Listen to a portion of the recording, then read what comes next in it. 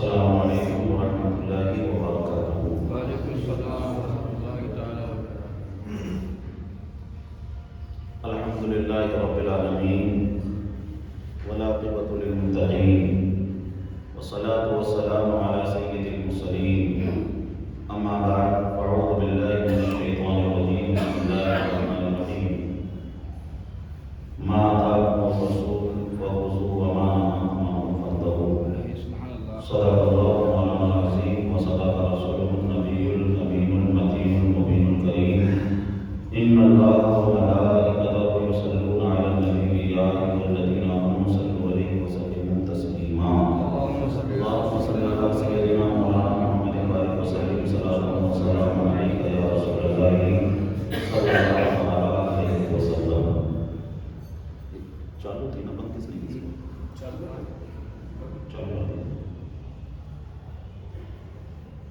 ایک بار اور شریف پڑھیے، اللہم صل علی سیدنا محمد وآلہ وسلم صلاۃ و سلام علیک یا رسول اللہ صلی اللہ علیہ وسلم۔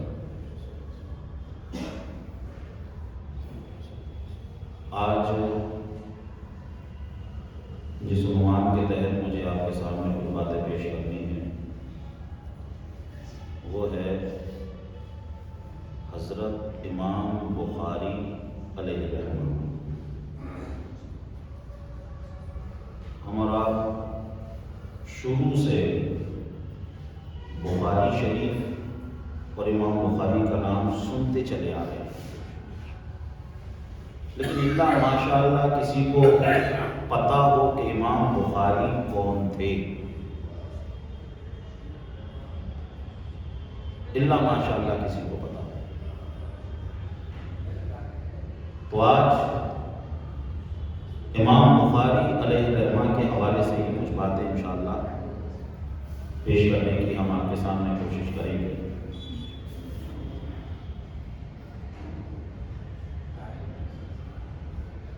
یہ جو ہجری چل رہا ہے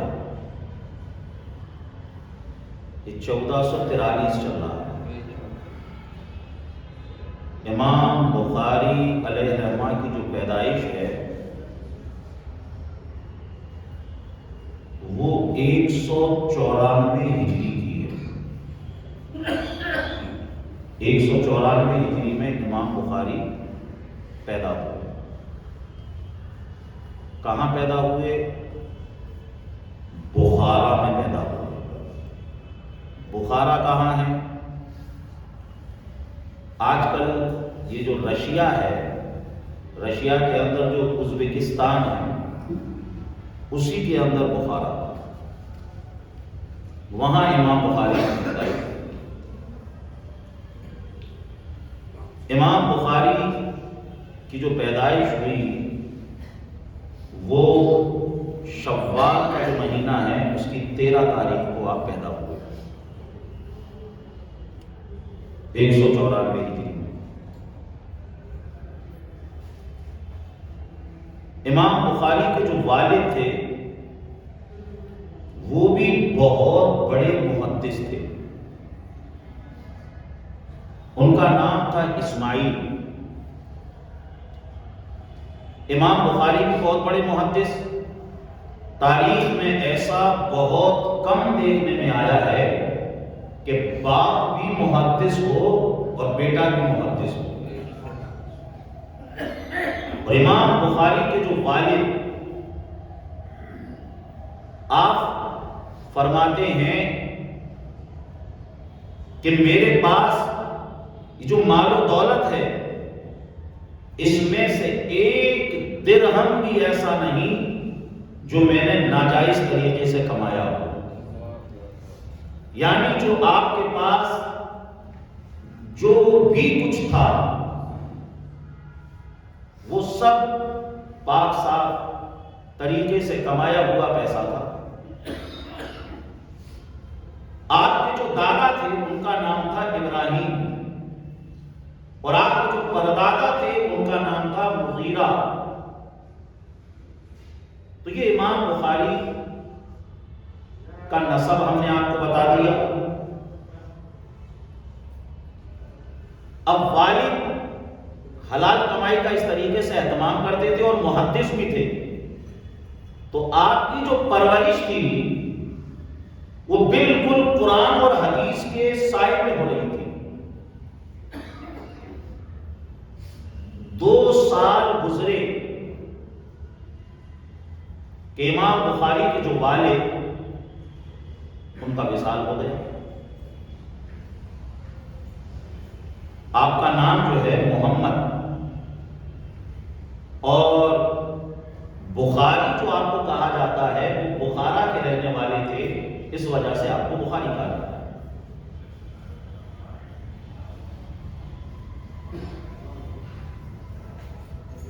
والد کا سایہ سر سے اٹھا، ساری کی ساری ذمہ داری آپ کی والدہ کے سر آ گئی۔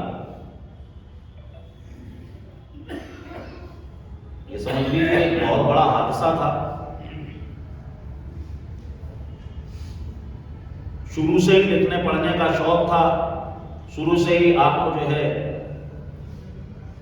تعلیم آپ کی شروع کر دی گئی۔ کچھ دن گزرے،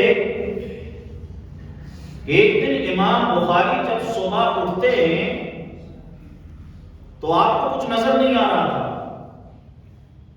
اب آپ اندازہ لگائیے کتنا بڑا معاملہ۔ جب آپ کی والدہ کو معلوم ہوا کہ بچے کو کچھ نظر نہیں آ رہا ہے، آپ بڑی پریشان ہو گئی۔ ایک تو شوہر کا انتقال ہو گیا، وصال ہو گیا، اور دوسرا کچھ دنوں کے بعد بیٹے کی آنکھوں کی بینائی چلی گئی۔ سمجھ لیجیے امام بخاری کی والدہ نے اتنی دعائیں کی کہ مولا میرے بیٹے کی تو بینائی لوٹا دے، مولا میرے بیٹے کی تو آنکھوں کو روشن کر دے۔ قرآن شریف میں اللہ نے فرمایا امن یجیب المضطر اذا دعاه ویکشف السوء، جب بھی کوئی لرزتے دلوں کے ساتھ اپنے مولا کو یاد کرتا ہے تو مولا غموں کے بادلوں کو چھانٹ دیتا ہے۔ قرآن میں اللہ نے فرمایا ادعونی استجب لکم، مجھ سے مانگو، مجھ سے دعا کرو، میں تمہاری دعا کو قبول کروں گا۔ امام بخاری کی والدہ رو رو کر دعائیں کرتی رہی۔ ایک رات آپ سوئی ہوئی تھی کہ خواب میں حضرت ابراہیم علیہ السلام تشریف لاتے ہیں اور آپ کو اس بات کی بشارت دیتے ہیں، خوشخبری دیتے ہیں کہ تمہاری دعا کی وجہ سے، تمہاری تسبیح و تحلیل کی وجہ سے، تمہاری عبادت کی وجہ سے اللہ نے تمہارے بیٹی کی بینائی کو واپس کر دیا ہے۔ آپ جب بیدار ہوئے آپ کی آنکھیں آ گئیں، آنکھیں روشن ہو گئیں۔ عزیزان محترم، اب یہ جو آنکھیں آئی تھیں، اب یہ جو آنکھوں کے اندر روشنی آئی تھی، اس میں ماں کی دعا بھی شامل تھی۔ تو اللہ نے آپ کی آنکھوں کو ایسا روشن کیا کہ آپ نے کتاب جس کا نام تاریخ کبیر ہے، اس کتاب کو آپ نے چاند کی روشنی میں مل ڈالا،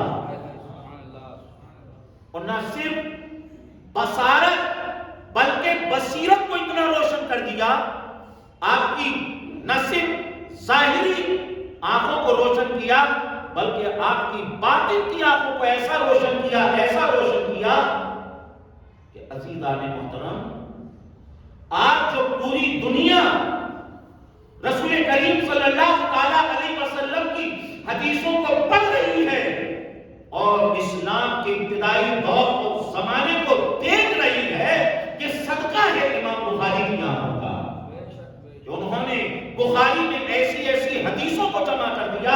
جب ہم حدیثیں پڑھتے ہیں تو امام بخاری کی آنکھوں کی روشنی کی وجہ سے ہم بھی 1400 سال کے بعد رسول اللہ کو دیکھتے ہوئے نظر آ رہے ہیں۔ آج سے 1400 سال پہلے جو کچھ ہوا امام بخاری نے انہیں صحیح سندوں کے ساتھ بخاری شریف کے اندر جمع کر دیا. تو عزیزان محترم یہ شان امام بخاری کی. ابتدائی ایام میں ہی آپ نے قرآن عظیم اور فرقان حمید کو مکمل حفظ کر دیا. بعد محدث تھے اس لیے حدیثوں کا شوق شروع سے ہی تھا. ابتدائی زمانے میں بھی آپ نے حضرت فقیہ اور حضرت عبداللہ ابن مبارک کی کتابوں کو حفظ کر ڈالا.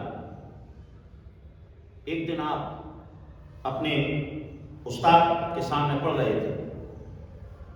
استاد کا نام تھا امام داخلی. آپ پڑھا رہے ہیں.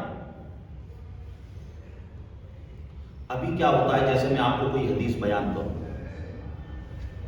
تو فوراً میں حدیث بیان کر دیتا ہوں. مثال کے طور پر قال رسول اللہ صلی اللہ علیہ وسلم حق المسلم علی المسلم خمس رد السلام وعیادت المریض واتباع الجنائز واجابت الدعوہ وتشمیت العاطش. رواه البخاری فی صحیحہ. بخاری شریف کے اندر یہ حدیث موجود ہے. میں ڈائریکٹ آپ کو حدیث پڑھ کے سنا دی کہ حضور نے فرمایا. لیکن امام بخاری کے زمانے میں جب کوئی حدیث سناتا تھا تو ایسے نہیں بلکہ وہ یہ سناتا. وہ ایسے کہتا تھا کہ اس حدیث کو میں نے ان سے سنا, انہوں نے ان سے سنا, انہوں نے ان سے سنا, اور انہوں نے ابو ہریرہ سے سنا, ابو ہریرہ نے رسول اللہ سے سنا. جیسے یہ جو حدیث میں نے بھی آپ کو پڑھ کر سنائی یہ بخاری شریف میں ہے. اس کی جو سند ہے وہ اس طریقے سے ہے. امام بخاری کہتے ہیں اس حدیث کو میں نے اپنے شیخ جناب محمد سے سنا. جناب محمد کہتے ہیں اس حدیث کو ہم نے عمرو بن سلمہ سے سنا. عمرو بن سلمہ کہتے ہیں اس حدیث کو ہم نے امام اوزاعی سے سنا. امام اوزاعی کہتے ہیں اس حدیث کو ہم کو ابن شہاب سے سنا. ابن شہاب کہتے ہیں اس حدیث کو ہم نے سعید ابن مسیب سے سنا. سعید ابن مسیب کہتے ہیں اس حدیث کو ہم نے ابو ہریرہ سے سنا, اور ابو ہریرہ کہتے ہیں اس حدیث کو ہم نے جناب محمد رسول اللہ سے سنا. تو یہ ہوتی ہے حدیث کی سند. سارے واسطوں کو بتایا جاتا تھا کہ ہم نے ان سے سنا, انہوں نے ان سے سنا, انہوں نے ان سے سنا, پھر حضور کے قول کو سناتے تھے. تو امام داخلی حدیث سنا رہے تھے.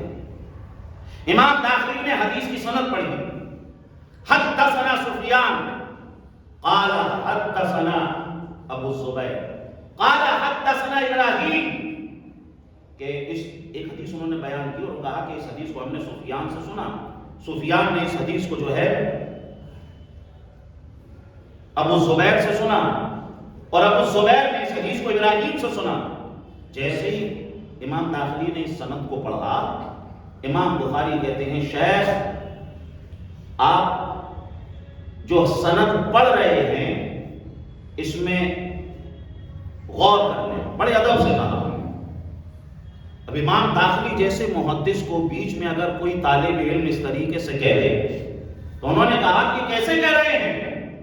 امام بخاری کہتے ہیں میں اس لیے کہہ رہا ہوں آپ نے جو سند میں کہا ہے کہ ابو زبیر نے ابراہیم سے سنا. ابو زبیر کی ابراہیم سے ملاقات ہی نہیں ہوئی ہے. جب ان کی ان سے ملاقات ہی نہیں ہوئی ہے تو پھر انہوں نے ان سے حدیث کیسے سن لی؟ شیخ آپ اپنے لکھے ہوئے کی طرف جو ہے رجوع کریں. تو امام داخلی نے کہا پھر صحیح سند کیا ہے؟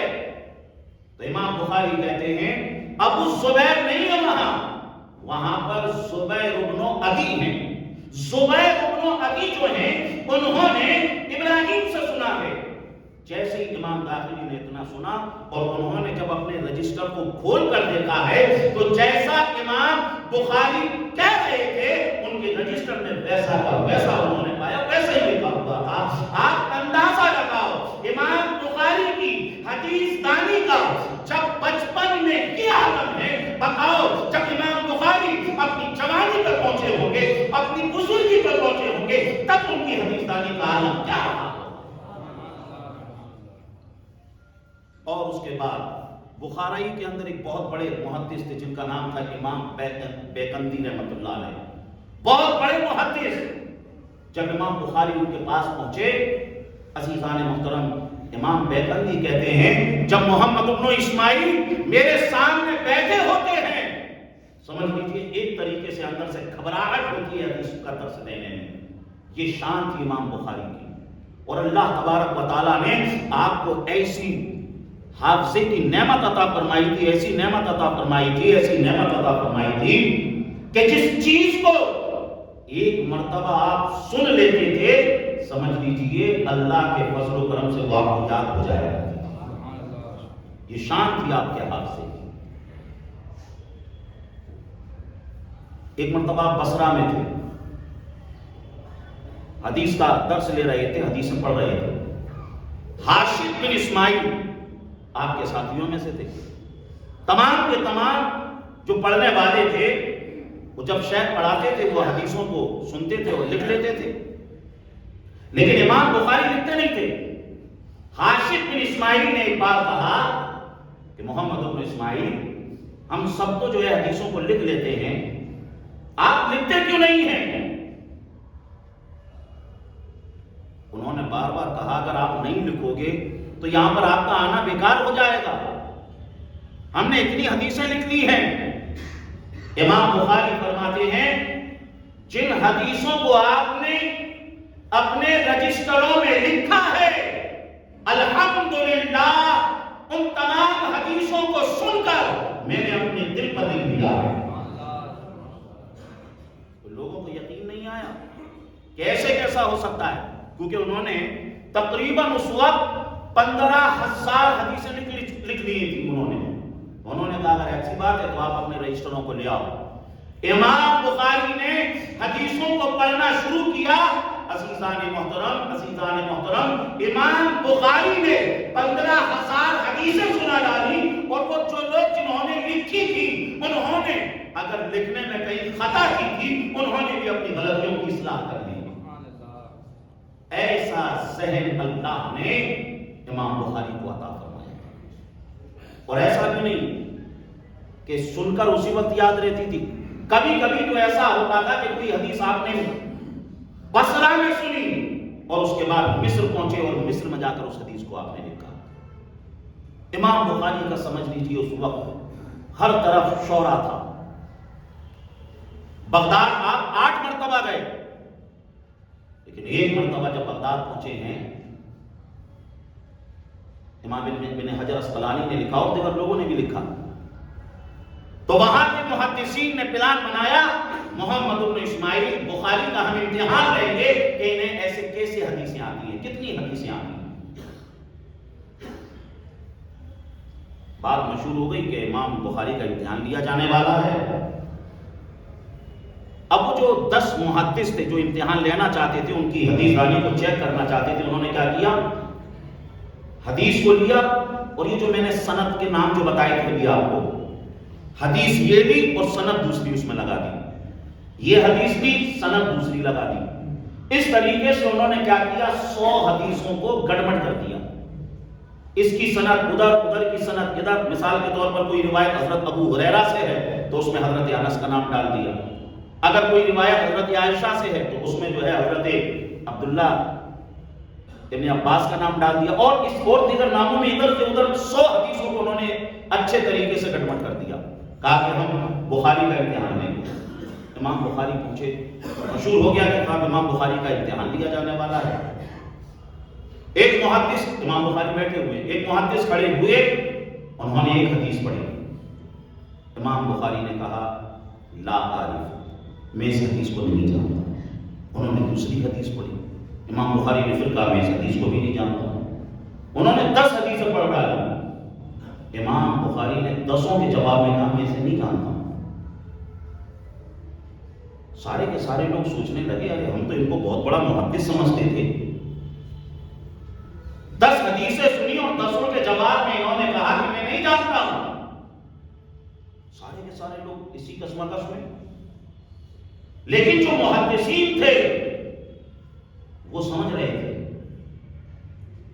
بہرحال دوسرے کھڑے ہوئے، انہوں نے 11ویں پڑھی، امام بخاری نے پھر کہہ دیا میں اس کو بھی نہیں جانتا ہوں۔ 12ویں پڑھی، اس کو بھی کہہ دیا نہیں جانتا ہوں۔ انہوں نے بھی اپنی 10 پڑھ دی، یعنی 20 کے جواب میں انہوں نے یہ کہہ دیا مجھے نہیں معلوم ہے حدیث۔ پھر تیسرے کھڑے ہوئے، انہوں نے بھی 10 پڑھ ڈالی، سب کے جواب میں کہا لا اعرف، میں نہیں جانتا ہوں۔ اب لوگوں کو عجیب لگنے لگا کہ چل کیا رہا ہے،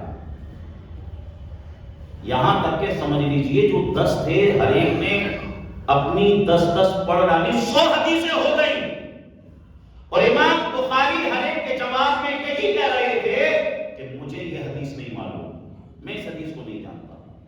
سمجھ لیجئے جب 100 حدیثیں ہو گئی، لوگ ایک طریقے سے بدظن ہونے لگے، وہ سوچنے لگے شاید ہمیں ان کے بارے میں غلط معلوم تھا، لوگ جانے لگے۔ امام بخاری نے کہا تمہاری سب کی 100 حدیثیں ہو گئی ہیں، تم سب نے سنا لیا، اب بخاری کی سنو، اب محمد بن اسماعیل کی سنو۔ امام بخاری کھڑے ہوئے اور امام بخاری نے کہا جو پہلے محدث نے جو حدیث پڑھی تھی وہ غلط پڑھی تھی، غلط اس طریقے سے تھی، صحیح اس طریقے سے ہے۔ دوسری حدیث جو ہے وہ بھی غلط پڑھی تھی، وہ غلط اس طریقے سے تھی، صحیح اس طریقے سے ہے۔ تیسری حدیث جو پڑھی تھی وہ غلط تھی، وہ غلط اس طریقے سے تھی، صحیح اس طریقے سے ہے۔ 15ویں حدیث جو پڑھی تھی وہ غلط تھی، وہ غلط اس طریقے سے تھی، صحیح اس طریقے سے ہے۔ عزیزان محترم، امام بخاری علیہ الرحمہ نے 100 حدیثیں سنائی اور 100 حدیثوں کو اصلاح کی۔ عزیزان محترم، جیسے ہی عوام نے جب یہ سنا ہے، عزیزان محترم، ہو سکتا ہے نعرہ تکبیر کے نعرے لگ رہے ہوں گے، امام بخاری کے زندہ باد کے نعرے لگ رہے ہوں گے، اور حالات کہہ رہے ہوں گے بخاری اس وقت ہمیں جو تمہاری زبان پہ نظر آ رہا ہے، انسان اپنی محنت سے اتنا حاصل نہیں کر سکتا ہے۔ ذالک فضل اللہ یؤتیہ من یشاء، اس وقت جو ہمیں تمہارے ہاتھوں پہ نظر آ رہا ہے، یہ تو اللہ کا فضل ہمیں نظر آ رہا ہے۔ 100 حدیثیں آپ نے پڑھ کر ان کی اصلاح کر دی۔ اب ابن حجر اسقلانی فتح الباری میں لکھتے ہیں یہ کمال نہیں کہ امام بخاری نے ان 100 حدیثوں کی اصلاح کر دی، ارے وہ 100 حدیثیں تو امام بخاری کو یاد ہی تھی۔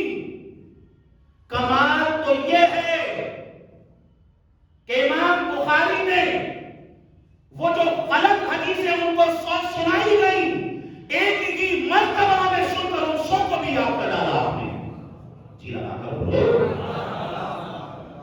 اور پھر دوسرا کمال کہ جس حدیث کو جس نمبر پر سنا، اسی نمبر پر امام بخاری نے اس حدیث کی اصلاح بھی فرمائی۔ یعنی اگر 15ویں نمبر پہ کوئی حدیث سنی تو 15ویں ہی نمبر پر اس کو سنایا، اس کی اصلاح بھی کی۔ 29ویں نمبر پر کوئی حدیث سنی، 29ویں نمبر پر اس کی اصلاح کی، اور اس 29ویں نمبر پر ہی اس کو رکھا۔ ایسا ذہن اللہ تعالیٰ نے امام بخاری کو عطا فرمایا۔ آپ کے بے شمار فضائل و کمال، آپ کے شیخ اسحاق بن راہویہ درس دے رہے تھے۔ امام بخاری کے زمانے میں کتابیں لکھی گئیں، امام بخاری سے پہلے موطا امام مالک جو کتاب ہے حدیث کی وہ لکھی جا چکی تھی۔ امام احمد ابن حنبل نے مسند امام احمد ابن حنبل کو لکھ دیا تھا، ساری حدیثوں کو جمع کر دیا تھا، لیکن ضرورت تھی صحیح احادیث کو جمع کرنے کی، صحیح احادیث کو جمع کرنے کی۔ اب صحیح حدیث آپ لوگ سنتے بھی ہوں گے کہ یہ صحیح حدیث ہے، صحیح بخاری ہے، صحیح مسلم ہے۔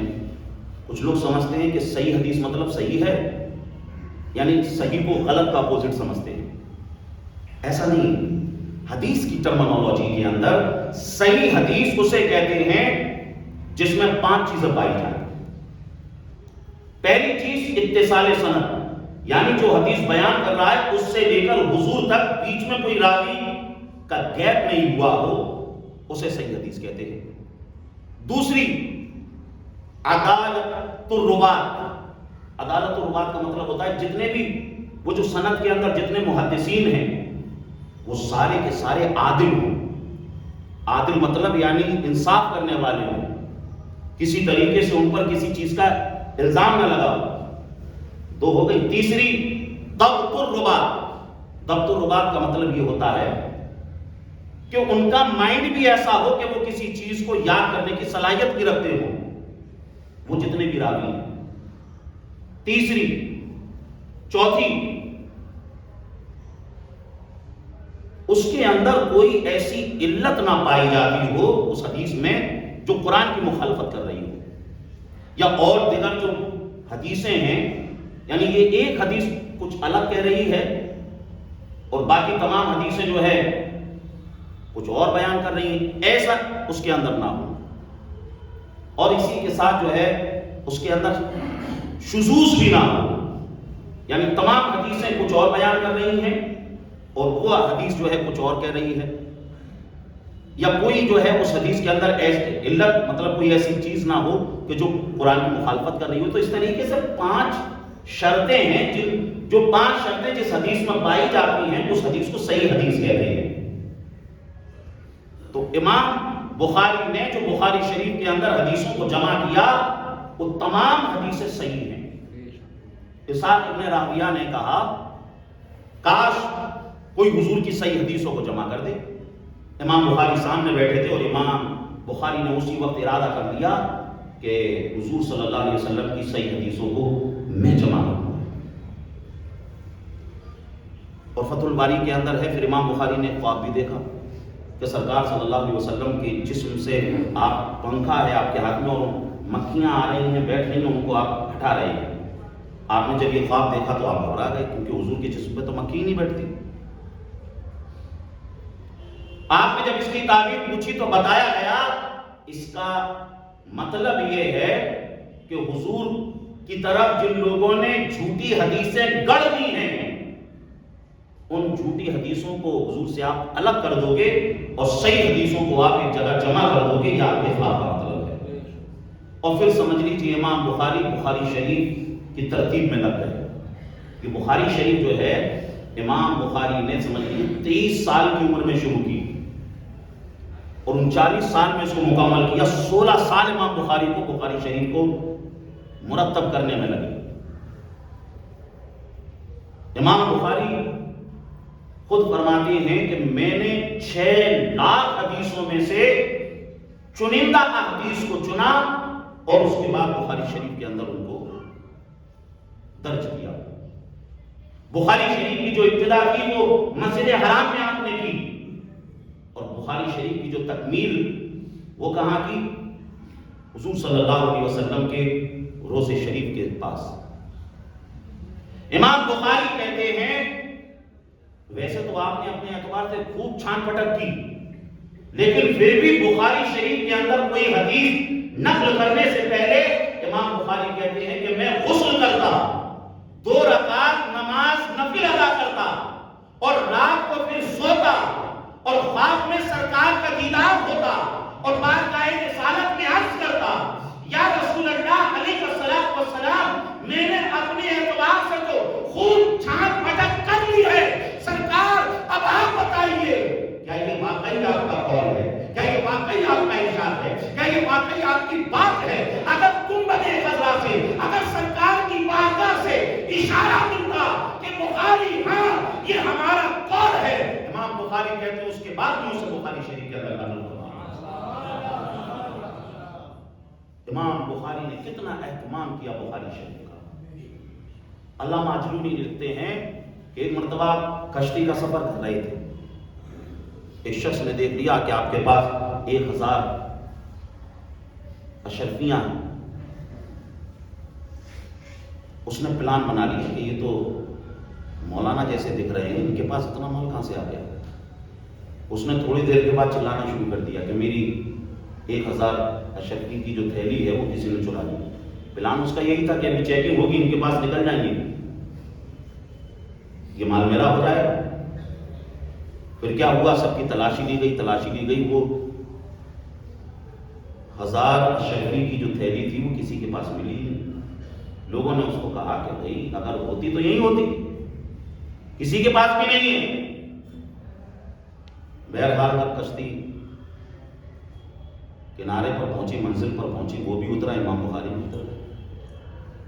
وہ شخص امام بخاری کے پاس آیا اور کہنے لگا کہ میں نے تو پلان بنایا لیکن بات سمجھ میں نہیں آئی، وہ 1000 اشرفی کی تھیلی آپ نے چھپائی کہاں؟ آپ کا سارا سامان چیک کر لیا گیا مگر وہ تھیلی نہیں ملی۔ امام بخاری کہتے ہیں کہ میں نے اس 1000 اشرفی کی تھیلی کو سمندر میں پھینک دیا۔ اس نے کہا سمندر میں پھینک دیا؟ کیوں پھینک دیا؟ کہا کہ میں تمہارے ارادے سے واقف ہو گیا تھا کہ تمہارا پلان کیا ہے، اور پھر کیا ہوتا ہے یہ 1000 اشرفی کی تھیلی جو ہے میرے پاس نکلتی اور میرے اوپر چوری کا الزام لگ جاتا، اور چوری کا الزام میرے اوپر لگ جاتا۔ اور تمہیں معلوم نہیں ہے میں حضور کی حدیثوں پہ کام کر رہا ہوں، میں حضور کی حدیثوں کو جمع کر رہا ہوں، اور اگر یہ بات مشہور ہوتی لوگ سوچتے یار جو بخاری 1000 اشرفی کو چرا سکتا ہے وہ حدیثوں کے معاملے میں بھی ہمیں دھوکہ دے سکتا ہے۔ تو میری جو زندگی بھر کی جو محنت کہیں یہ برباد نہ ہو جائے، اس لیے میں نے اس 1000 اشرفی کی تھیلی کو سمندر میں پھینک دیا۔ عزیزان محترم آپ اندازہ لگاؤ اس طریقے سے امام بخاری نے کام کیا، اس طریقے سے امام بخاری نے حدیثوں کو جمع کیا، اور پوری امت کا اس پر اجماع ہے اصح الکتب بعد کتاب اللہ، اس روئے زمین پر قرآن شریف کے بعد جو سب سے صحیح ترین کتاب ہے وہ محمد بن اسماعیل بخاری کی بخاری شریف ہے، کیونکہ امام بخاری نے سمجھ لیجیے اوڑھنا بچھونا بخاری شریف کو بنا دیا تھا، اور بخاری شریف کا مقام مرتبہ ایسا دعائیں قبول نہیں ہو رہی ہوں، لوگ اگر بخاری کو پڑھ لیں پڑھنے کے بعد دعا کریں اللہ تعالیٰ دعا کو قبول فرما لیتا ہے۔ قحط سالی آ گئی ہو، بارش نہیں ہو رہی ہو، امام بخاری کی کتاب بخاری شریف کا وہ درجہ کہ اگر سمجھ لیجیے اس کو پڑھ کر دعائیں کی جائیں تو اللہ تعالیٰ بارش نازل فرما دیتا ہے۔ اور امام بخاری نے اپنی زندگی میں تقریباً 70,000 لوگوں کو بخاری کا درس دیا۔ بخاری شریف کے اندر اگر ساری حدیثوں کو دیکھ لیں، جو بھی اقوال ہیں، جو بھی ترجمۃ الباب کے اندر امام بخاری نے لکھا تو تقریباً 9082 حدیثیں ہمیں بخاری شریف کے اندر ملتی ہیں۔ عزیزان محترم، امام بخاری علیہ رحمہ کی جو زندگی ایسا نہیں کہ صرف اس کے اندر ہمیں جو ہے آسائشیں ملتی ہوں، امام بخاری کے بڑے بڑے امتحانات بھی ہوئے۔